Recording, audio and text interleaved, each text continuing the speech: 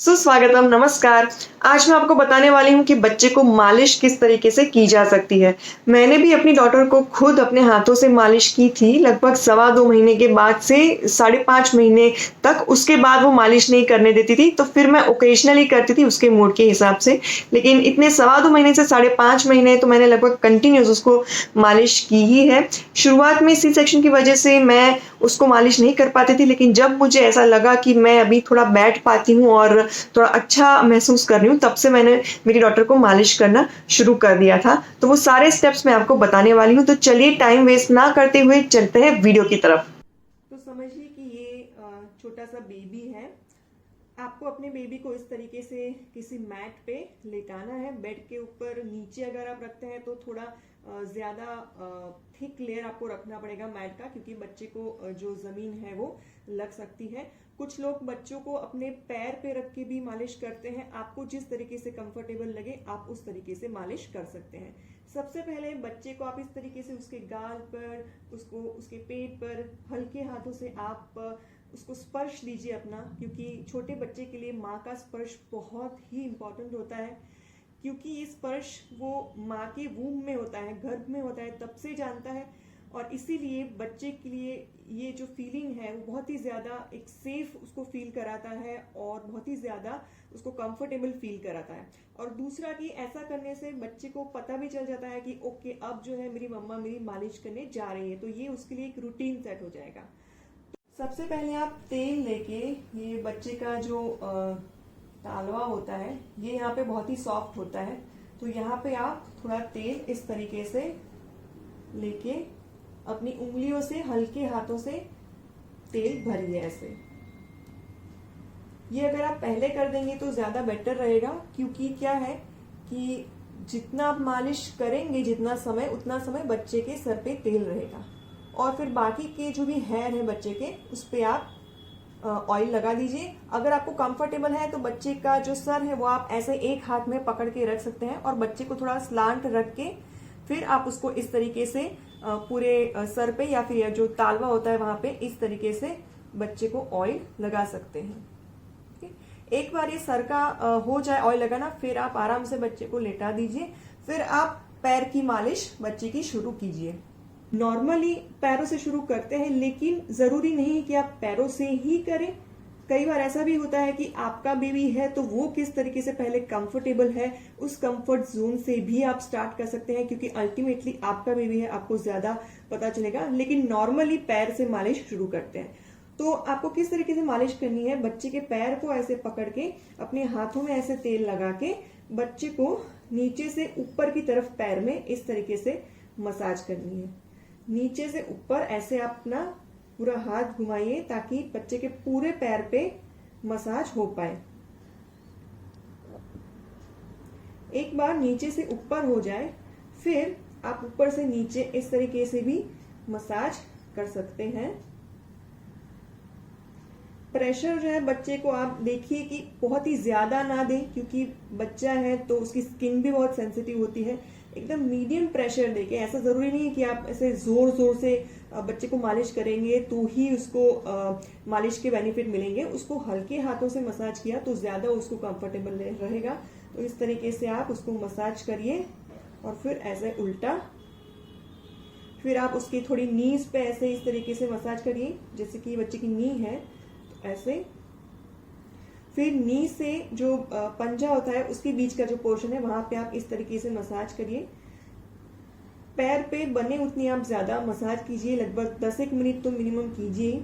इससे बच्चे का पैर जो है बहुत ही मजबूत बनता है, उसके मसल्स बहुत ही मजबूत बनते हैं। सेम इसी तरीके से इस पैर में भी आपको प्रोसेस रिपीट करनी है। इस तरीके से नीचे से ऊपर, फिर ऐसे उल्टा, थोड़ा इधर।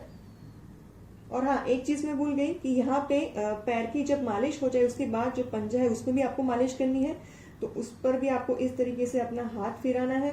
उसका जो तलिया है वहां पे भी आपको इस तरीके से थोड़ा अच्छे से मालिश करनी है।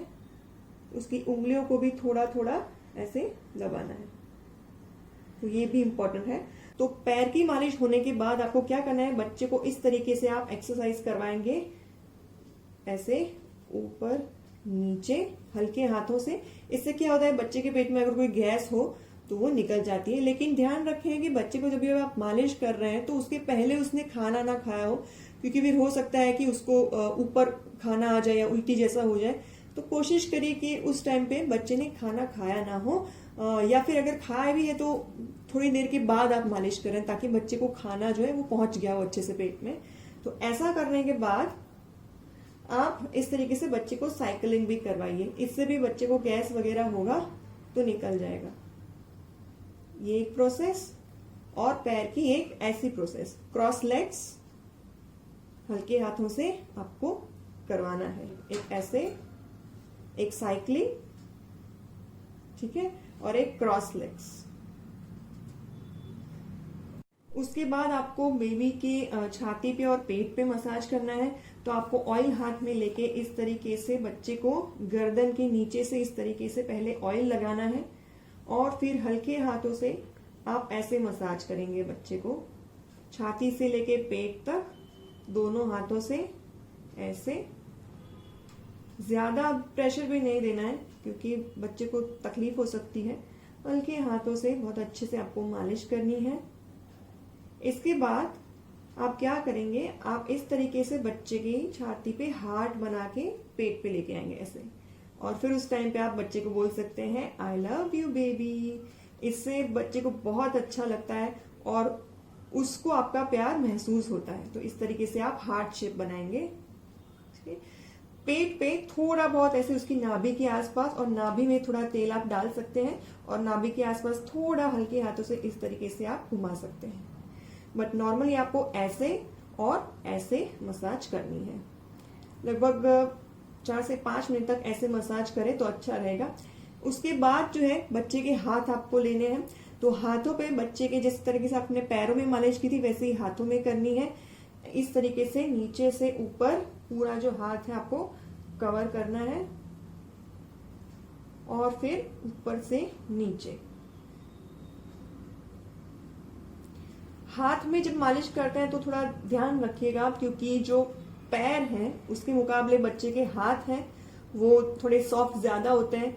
वैसे तो बच्चे के पैर भी सॉफ्ट होते हैं, लेकिन हाथ बहुत ही ज्यादा मुलायम होते हैं। तो थोड़ा अच्छे से मतलब नॉर्मल प्रेशर लगा के आप बच्चे को मालिश करिए। ज्यादा हैवी प्रेशर नहीं पड़ना चाहिए, ठीक है। ऐसे नीचे से ऊपर हो, ऊपर से नीचे, फिर उसकी जो कोहनी है वहां पे उसके आसपास हल्के हाथों से ऐसे मसाज करिए।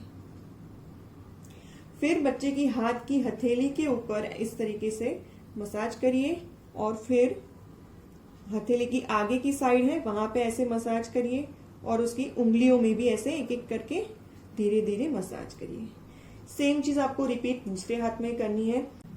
उसी तरीके से आपको हाथों में भी करना है। ऐसे हाथों में क्रॉस हल्के हाथों से करने हैं।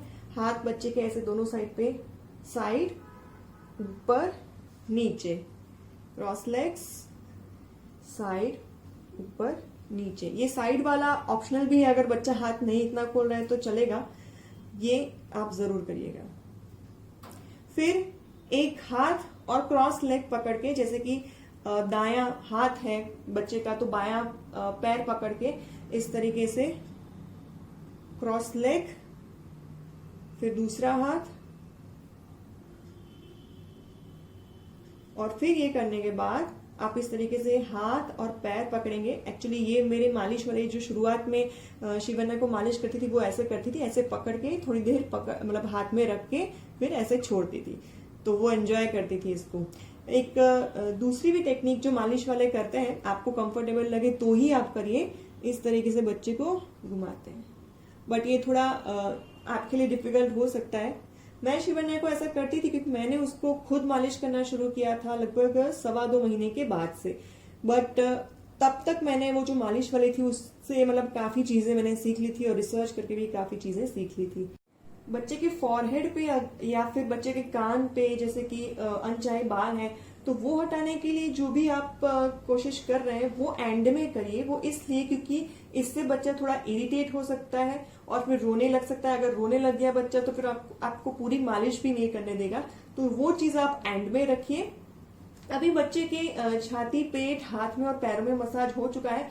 अब बच्चे को आराम से आप उल्टा लिटा देंगे और अब आपको करनी है बच्चे के पीठ पर मालिश और जो पैर का पीछे का भाग है वो। तो पीठ पे आपको किस तरीके से मालिश करनी है, ऑयल लेके पहले तो ये बीच का करोड़रज्जु का भाग होता है वहां पे हल्के हाथों से ऐसे अपना अंगूठा फिराइए, हल्के हाथों से एकदम, ताकि उसकी जो वो करोड़रज्जु थी वो स्ट्रेट रहेगी। और बहुत हल्के हाथों से, क्योंकि बच्चे का बहुत ही नाजुक होता है कमर का भाग, बहुत ही हल्के हाथों से। फिर आपके हाथ में ऐसे ऑयल लेके धीरे धीरे पीठ पे आप इस तरीके से पहले मसाज करिए और ऐसे आप साइड थोड़ी बदल सकते हैं, मतलब एक से दूसरी तरफ आप जा सकते हैं और दोनों हाथों से ऐसे भी आप कर सकते हैं। कई बार बच्चे के कंफर्ट लेवल पे भी डिपेंड करता है कि आप किस तरीके से हाथ चला रहे हैं, इसलिए मैं बोल रही हूँ कि आपका बच्चा है, आपको ज्यादा पता होगा कि आपका बच्चा क्या चीज एंजॉय करता है। कुछ बच्चे पीठ की मालिश एंजॉय ज्यादा करते हैं, कुछ बच्चे पैर की एंजॉय करते हैं, तो दैट डिपेंड्स। बट आपको इस तरीके से पीठ पे आराम से मालिश करनी है। फिर पीठ पे मालिश हो जाने के बाद आपको बच्चे के जो बुटक्स हैं उस पर भी मालिश करनी है। बंद कर दो। बच्चे के फॉरहेड पे या फिर बच्चे के कान पे जैसे कि अनचाहे बाल हैं, तो वो हटाने के लिए जो भी आप कोशिश कर रहे हैं वो एंड में करिए। वो इसलिए क्योंकि इससे बच्चा थोड़ा इरिटेट हो सकता है और फिर रोने लग सकता है। अगर रोने लग गया बच्चा तो फिर आपको पूरी मालिश भी नहीं करने देगा, तो वो चीज आप एंड में रखिए। अभी बच्चे के छाती, पेट, हाथ में और पैरों में मसाज हो चुका है। अब बच्चे को आराम से आप उल्टा लिटा देंगे और अब आपको करनी है बच्चे के पीठ पर मालिश और जो पैर का पीछे का भाग है वो। तो पीठ पे आपको किस तरीके से मालिश करनी है, ऑयल लेके पहले तो ये बीच का करोड़रज्जु का भाग होता है वहां पे हल्के हाथों से ऐसे अपना अंगूठा फिराइए, हल्के हाथों से एकदम, ताकि उसकी जो वो करोड़रज्जु थी वो स्ट्रेट रहेगी। और बहुत हल्के हाथों से, क्योंकि बच्चे का बहुत ही नाजुक होता है कमर का भाग, बहुत ही हल्के हाथों से। फिर आपके हाथ में ऐसे ऑयल लेके धीरे धीरे पीठ पे आप इस तरीके से पहले मसाज करिए और ऐसे आप साइड थोड़ी बदल सकते हैं, मतलब एक से दूसरी तरफ आप जा सकते हैं और दोनों हाथों से ऐसे भी आप कर सकते हैं। कई बार बच्चे के कंफर्ट लेवल पे भी डिपेंड करता है कि आप किस तरीके से हाथ चला रहे हैं, इसलिए मैं बोल रही हूँ कि आपका बच्चा है, आपको ज्यादा पता होगा कि आपका बच्चा क्या चीज एंजॉय करता है। कुछ बच्चे पीठ की मालिश एंजॉय ज्यादा करते हैं, कुछ बच्चे पैर की एंजॉय करते हैं, तो दैट डिपेंड्स। बट आपको इस तरीके से पीठ पे आराम से मालिश करनी है। फिर पीठ पे मालिश हो जाने के बाद आपको बच्चे के बटक्स भी मालिश करनी है। तो हमारी मालिश वाली इस तरीके से मसाज करती थी, इससे बटक्स का जो शेप है वो अच्छा बने रहता है। और आप इस तरीके से आप करिए, इस तरीके से और ऐसे ऐसे करने से अच्छा रहेगा बच्चे के बटक्स का शेप। तो वहां पे भी मालिश करना जरूरी है, ठीक है। फिर आप जो पैर का पीछे का हिस्सा है वहां पे भी थोड़ी सी ऐसे मालिश कर दीजिए। तो ये हो गया है बैक मसाज। अभी आप बच्चे को सीधा करके, अगर आपका बच्चा आपको ऐसे लगता है कि वो इरिटेट हो गया है या फिर उसको अच्छा नहीं लग रहा है, तो आप बीच में पॉज भी कर सकते हैं। यही एक फायदा होता है माँ का बच्चे को मालिश करना। एक और चीज, बच्चे के पैर की मालिश करने के टाइम आप इस तरीके से बच्चे के पैर आपको स्ट्रेट पकड़ के आप हल्के हाथों से ऐसे, मतलब दबाना नहीं है, बस आपको बच्चे के पैर स्ट्रेट पकड़ने, ताकि क्या होता है बच्चा जब वूम में होता है तो वो इस तरीके से सिकुड़ के बैठता है, तो उसके पैर अच्छे से स्ट्रेट हो, इसलिए आपको बस पैर दोनों उसके ऐसे करने हैं। थोड़ा मतलब उसको पकड़ के रखना है 4-5 सेकंड के लिए, ठीक है। तो ये पैर की मालिश करेंगे तब होगा। अभी जो है बच्चे के फॉरहेड पे मालिश करनी है। तो अगर आपको कंफर्टेबल है तो आप बच्चे का सर इस तरीके से अपने हाथ में ले सकते हैं। अगर आपको ऐसे कंफर्टेबल नहीं है तो बच्चे को इस तरीके से सुला के भी कर सकते हैं।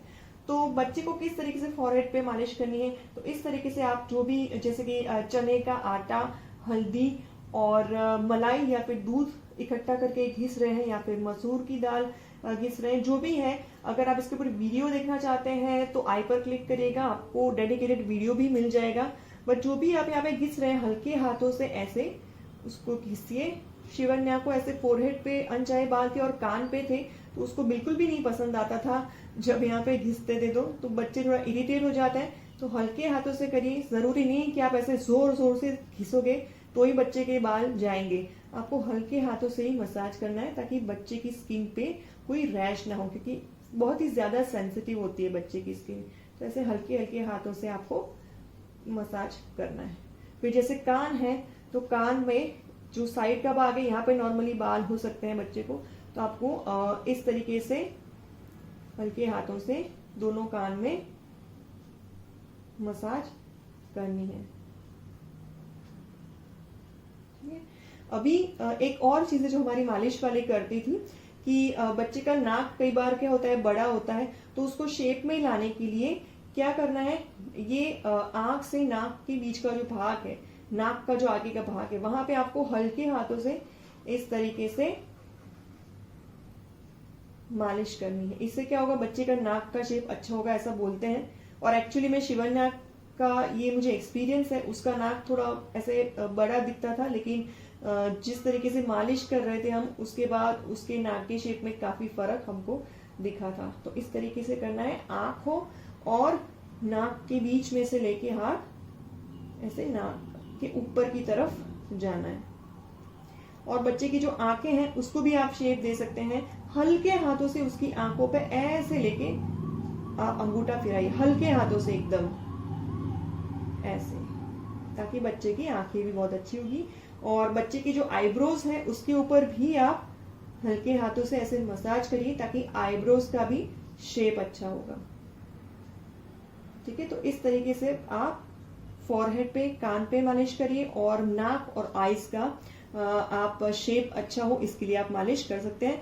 कई बार ऐसे होता है कि बच्चे का जो सर होता है वो भी यहाँ से थोड़ा ऐसे ऊंचा हो जाता है। कई बार डिलीवरी के टाइम पे ऐसा हो जाता है कि सर बच्चे का ऐसा हो गया, तो इसीलिए आप उस टाइम पे इस तरीके से बच्चे का सर दबा भी सकते हैं।